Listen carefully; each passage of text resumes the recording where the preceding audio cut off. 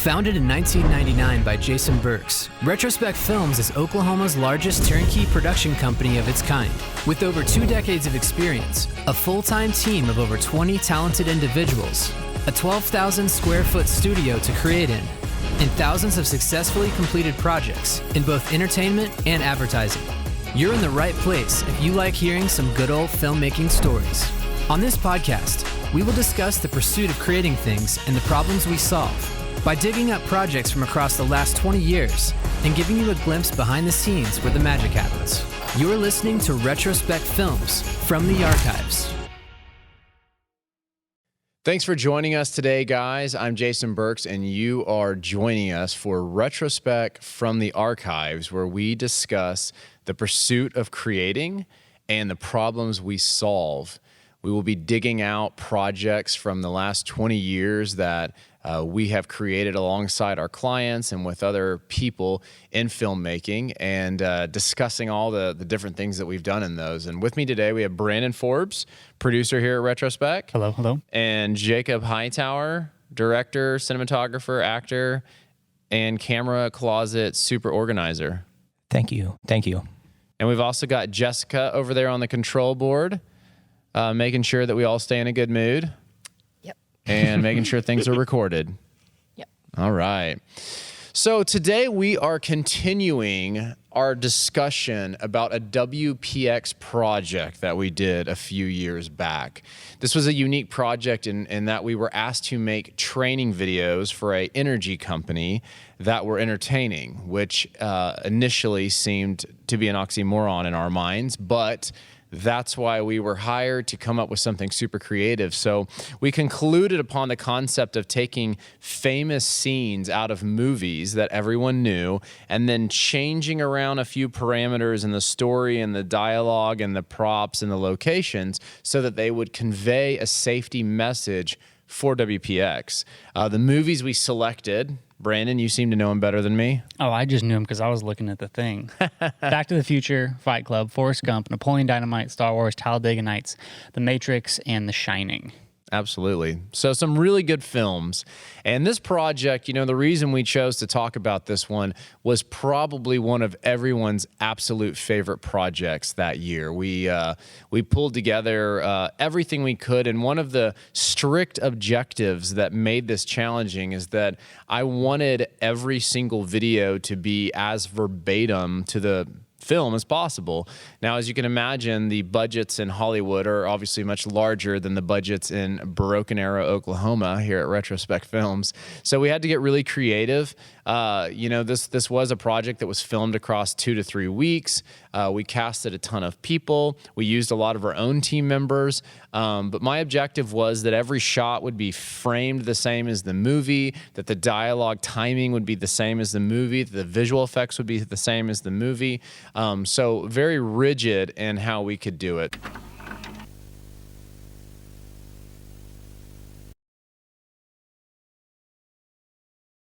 Forrest Gump, the gardener from Tulsa, Oklahoma, is about to cross the Pecos River for the 4th time today. Oh. Sir, why are you running? Why are you running? Are you doing this for world peace? Are you doing this for the homeless? Are you doing this for women's rights? For the environment? For the animals. Why are you doing this? The emergency alarm sounded at the job site back at Killdeer. WPX says safety first, so I started running.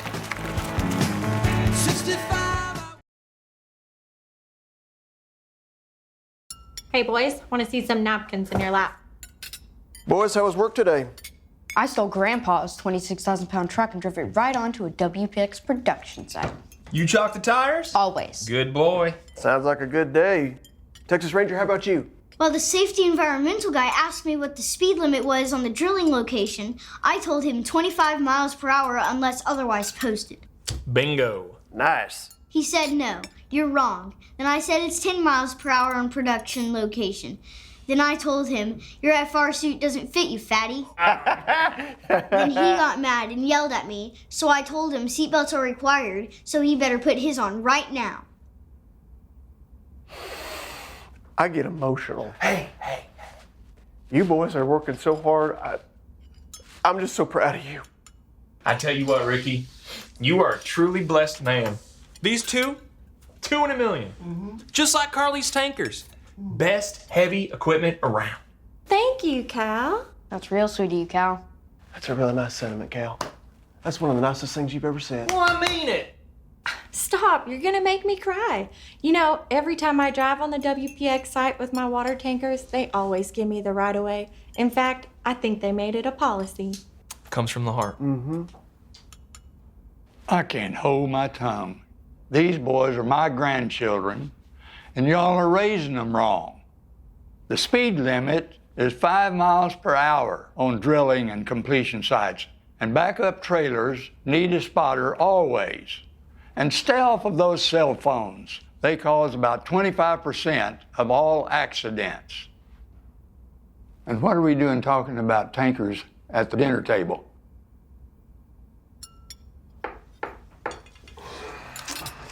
More Coke?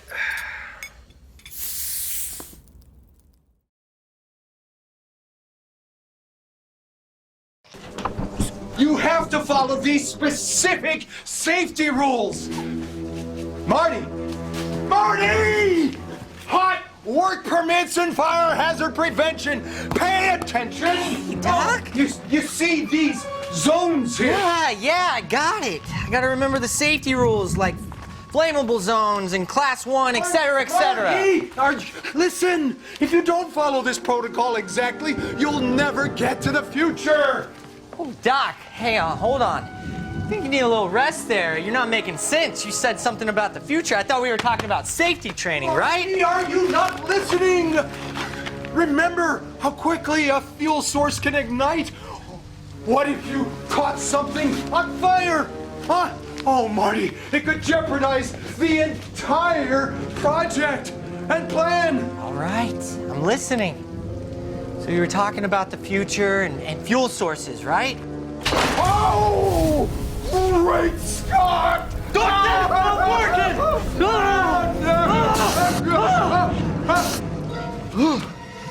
Okay. You see what happened there, Marty? Testing you. I was testing you. The future can never happen if you don't know how to handle spills. Well then, fire. So we go back to the future and make sure the spills never happen. We can't. What does the WPX policy say? I found it. Great Scott!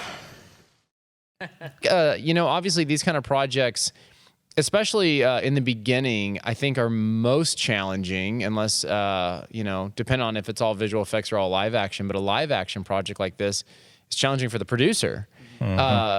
Forbes, why don't you talk a little bit about that? I think that, and it's always challenging too. I think like the director-producer relationship, because obviously you have a director who's like, this is what I want it to be. And you have a producer who's like, now I have to come up with all those things. Why don't you talk a little bit about this project, where you were when it started, what your head was at, and what that producing aspect was like before shooting? Yeah. I think I remember I was in like the main edit suite and was hearing like whisperings of like what, I think somebody was writing down like movie ideas, and I was like, what are you writing down movie ideas for? And they were saying, well, we're thinking about recreating famous movie scenes. And then I looked at what they had written, and I remember seeing like Star Wars on there and being like, how are we going to what do you mean we're going to recreate that? Like, at least for me, it's like my first initial reaction for things like that is to just be like overwhelmed. And then once it was like set in stone, like this is what we're doing and there's no other option, this is what we're doing, it's like, all right, well, you can be overwhelmed for a second and then figure it out.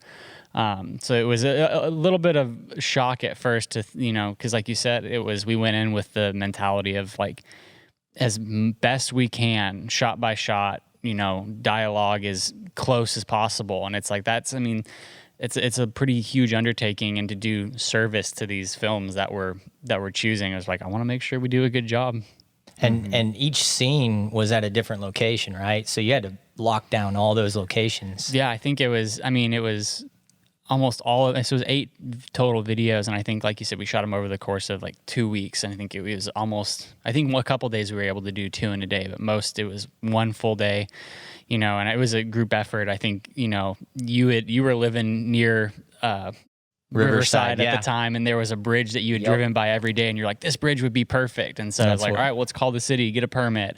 You know, we need a dojo. Well, there's literally one right across, you know, the way from the studio. So we'll just walk over there and be like, hey, we want to film this. And, you know, it's you kind of feel like goofy when you're walking into these places, and because you have to be like, all right, let me just preface this. This is going to be really weird, but we're creating a safety video. So the whole process, locations was huge.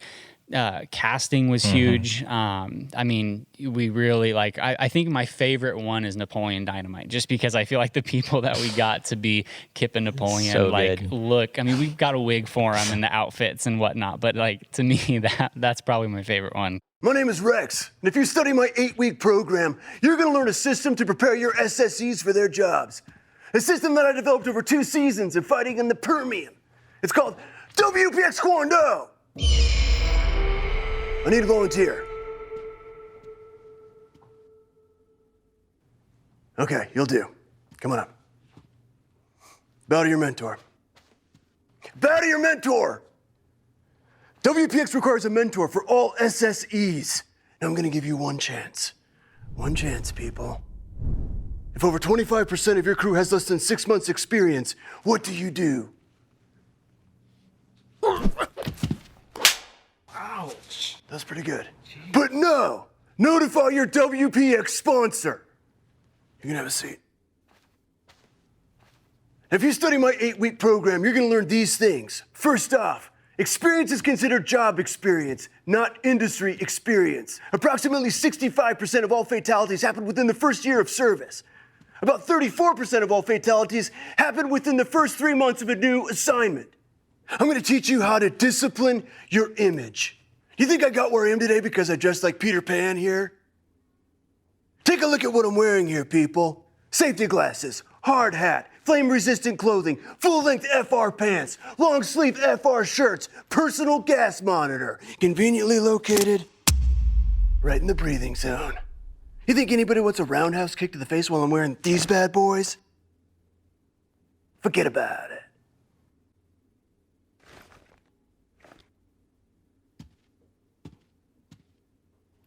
It's this way.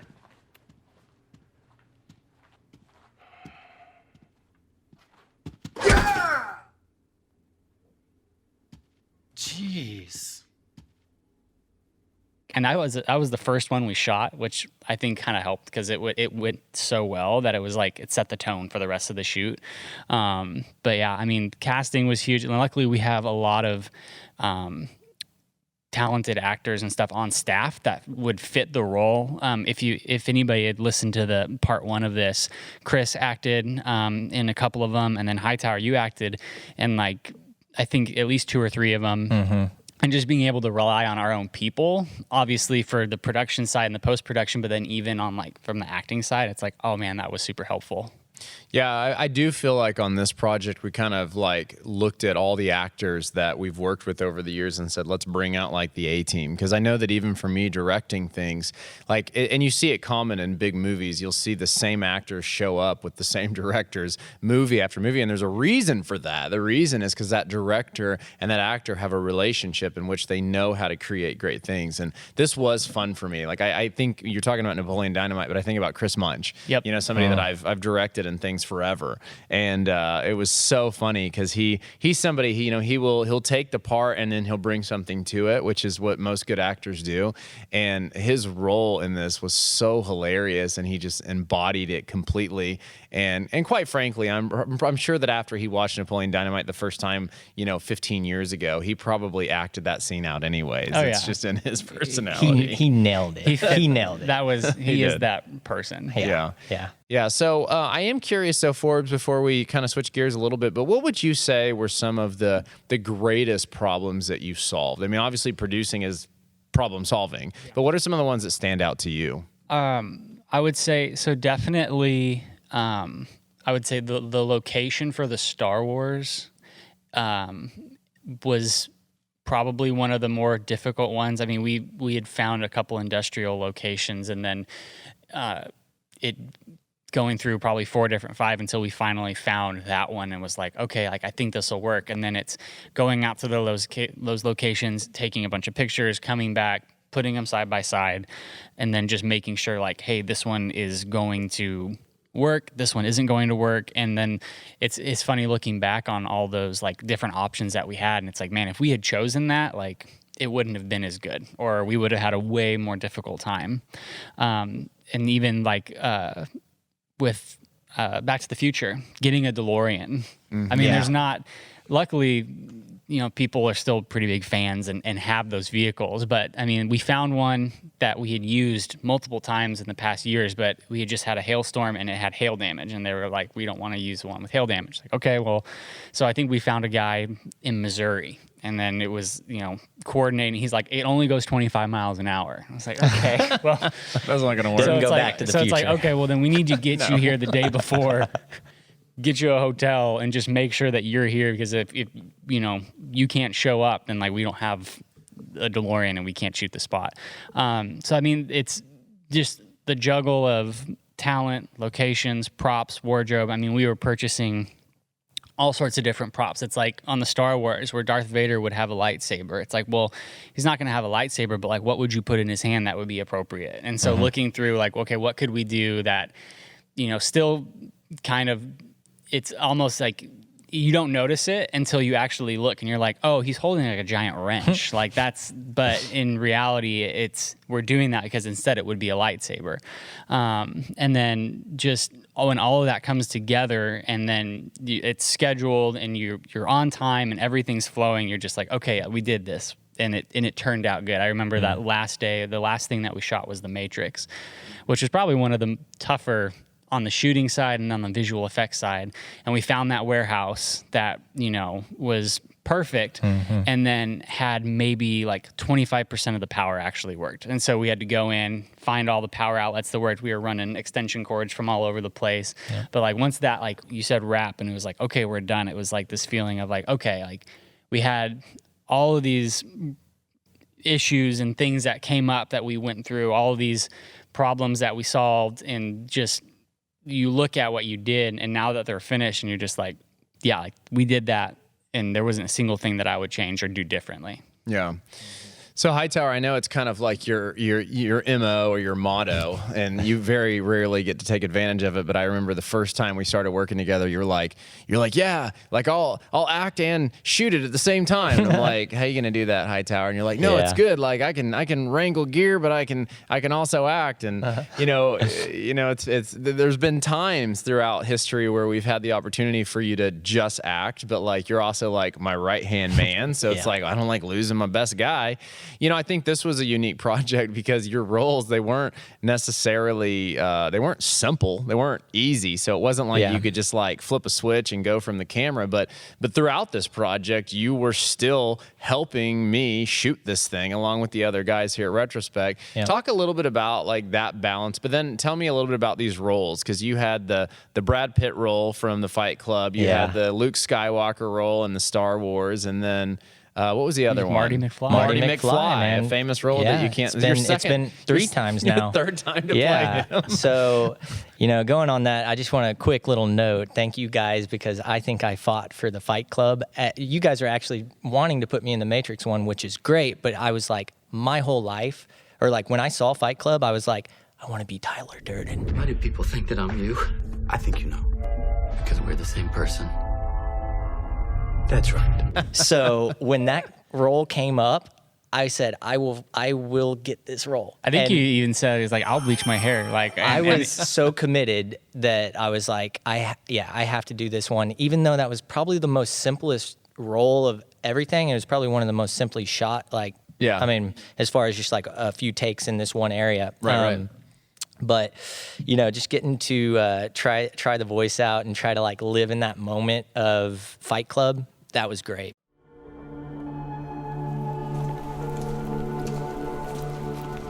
Ladies, gentlemen, welcome to WPX Club. The first rule of WPX Club is you do not talk about WPX Club. Second rule of WPX Club is you do not talk about WPX Club.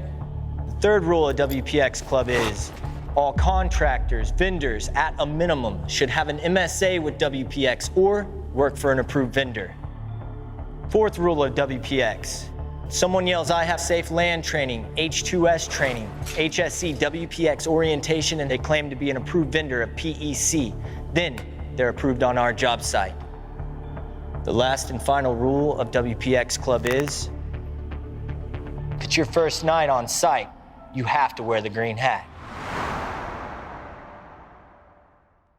And then obviously I got to play Marty McFly. I kind of try to do his voice too. It's a little more high pitch and whiny. Expand on that scene too, because that one we got to work with Sydney. Oh, Sydney, He's yeah. a great actor too. Oh, and yeah. I think that, and that was a hard one too, because, you know, like I decided that we should actually light things on fire, which is not uncommon for me.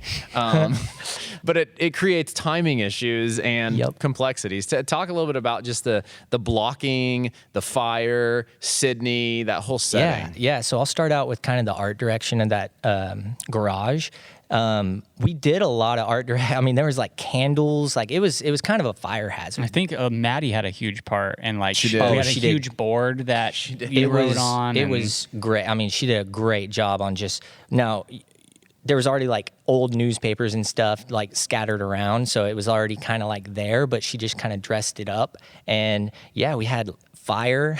like we were kind of like, okay, we kind of got 1 or 2 takes of this. We got to do it right. So I kind of like, I felt the weight of that one. I'm like, you got to make sure you put this fire out and do it, you know, first take. And that was great. So we got all that. We were safe. And then working with Sydney, it's kind of funny how the world works. I've got to act with him several times outside of Retrospec films, and I was actually in a acting class with him about 6 years ago, and we just kind of hit it off. It was like a grandfather grandson type thing, and it was just like, I get you, you get me. We're working for the same stuff, and it's just great to work with him. So he's one of those guys, kind of like what Jason said. Like we have a list of like who we can count on. I remember when it was like, all right, we need a doc, and it was just like, well, Sydney Flack. Like there's not even like a question in our mind. Like that's who it needs to be. Yeah. So that and it's great having those people to call on that can actually help our team out. And you know, I mean, they're just having people like Chris Munch, Sydney Flack, you know. Makes our lives a lot easier. Makes it a lot easier. And having those connections and growing those connections over time, you know, I think just 5 years from now, we'll just be that much better. Yeah. And, you know, we'll be calling on the same people. Like you said, good directors work with the same actors most of the time. Why? Because the flow, they just get each other, they get it. Yeah. So I think that's going to continue to happen. Yeah. Tell me a tiny bit. I feel like there was kind of, you know, I was on set, I was constantly had my phone open and I was watching the scenes from the actual movies. I feel like when we were shooting the Star Wars one, that was one where we were really trying to dial like the level of intensity that, because it's interesting, sometimes the way you remember movies is not actually the way they were. And I feel like that was one where we like kind of like started down one path and then like watched it and was like trying to like gauge the intensity, and you took it there, and I felt like it really nailed it. Tell me just a little bit about that process for you. And yeah, so you know, when it comes to trying to portray like a famous character or somebody that's already done that scene, you're really trying to pay homage to that scene, right? So I wanted to do my best to try to match his cadence, his tone, his yell, his scream, the way he was feeling, you know, like he just found out that this is his father, you know? So it's like, although we were in a kind of a different situation, a different space, you know, you kind of just go into this different world, right? And that's kind of what I do is like, I try to shut away Jacob Hightower, and then whatever character I'm working on comes out, and I try to just work with the director on if, you know, we need to go down this lane, let's try it this way. You know, and we got it to a point to where it's like I bet if we went like on the, where I say, whatever he screams, like it's, I think he just screams no. Yeah, or it's like I don't even. It's that weird thing that. I match it like almost to the same decibel, and it was just like, you know, I look back at that, and I'm just I'm super happy we got to do a scene from Star Wars, because I mean, who else gets to say that I was Luke Skywalker? And I know, and the funnest part of that was actually just committing and falling off and letting the harness catch me. I was a little nervous about that at first. I was like, what's going to happen? We're making a safety video. We better be safe. Yeah. But there's a real harness. I do all my own stunts, so. you know, I don't have stunt guys. That's awesome. One of the films we haven't touched on much that I did want to touch on was the Talladega Nights, which you know, that one, you know, I probably have a lot of thoughts on that one. That one was tricky.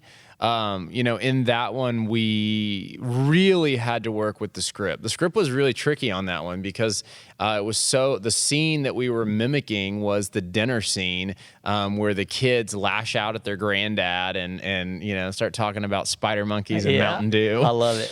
And, you know, that one was also hard because the amount of cameras, it was funny when I was analyzing that scene in the movie, it was like, geez, like, I don't know if they shot one take with a bunch of cameras, but we didn't have the time to have resetting the cameras. So we just tried to get a bunch of cameras going, and we had a bunch of cameras going. We had a lot of gear going, and really to match all the takes, there was just so many angles. And then introducing a kid. We had a little kid who had to deliver like a bulk of the lines. And that was a bit exhausting, like directing him, trying not to wear him out, but he did a really, really great job. And I feel like that Talladega Nights scene technically came together really, really well. It was really funny. The script was really funny. Certain parts. The copywriting on that was pretty. I mean, because like you said, it was like what we had to say was not interesting and or you know, comedic at all, but being able to write it in a way and then all the actors deliver it was like that one was pretty funny. The wardrobing was also funny too, because I remember we had these FR suits and you know, Maddie and several people up here were putting patches on them and sticking like to make them look like NASCAR. And putting the little beads things that you call the bedazzle. Oh yeah, bedazzling. She was bedazzling them, and it was kind of funny because it was like these little details that you knew no one was going to see, so we just kind of went crazy with it. And it's definitely one of those scenes where you could watch it and like blow the screen up and be like, what the heck is on his shoulder right now? Why did they put that patch right there? Yeah. It's like, it was just having. Yeah, but I mean that one was a blast. That was actually my favorite one to watch, like to watch back, because so like the writing in it, like just, you know, it's so comedic moment, you know, such a comedic moment from an iconic movie, but we turned this into like this beautiful thing, and it was just so funny. And we had, I think, 8. Everybody had a lav, and we had like 4 booms out, and so it was not only, it was like 6 cameras. You know, I think I was squeezed up in a little tight space filming that. It was a small kitchen too. It was a small kitchen, but you know, to watch that frame by frame and like match it up to Talladega Nights, it's like, we did that? Like, wow, you know, so it was really, really cool. That was one of my favorite ones. If we just had Will Ferrell, I mean. Well, maybe we could send him that. Will, we'll send it to him. Hey, Will, check this out, Will. Come check out Retrospec Films. You out there, Will Ferrell? We're listening, watching? We're coming for you. Well, this closes up our second episode, talking about the WPX safety videos. I hope you guys enjoyed it. You know, I think, you know, I can just say in reflection of directing these projects and having a large hand in writing them, it was truly a huge achievement for our team. It was really, really exciting. The problems we solved were pretty much endless. I mean, literally could be thousands of problems from locations and casting and props and script nuances and, you know, the legal team at WPX making sure that the scripts that we turned into this and that lined up. It was one of those projects where you had to be on your A game constantly, but we did it. And it was awesome. And then to the note of just the pursuit of creating great things, I mean, we all walked away with something that we were super, super proud of, something that's truly award-winning and something that no longer exists. That's what happens when companies sell. But no worries. But it lives here. Hey, that just gives us a chance to make them all over again. We can do it all again. It lives here on the archive. Do it again. All right. Well, I hope you guys have enjoyed this episode, and make sure you chime in for future episodes where we will continue to talk about projects from the archives here at Retrospec. Bye.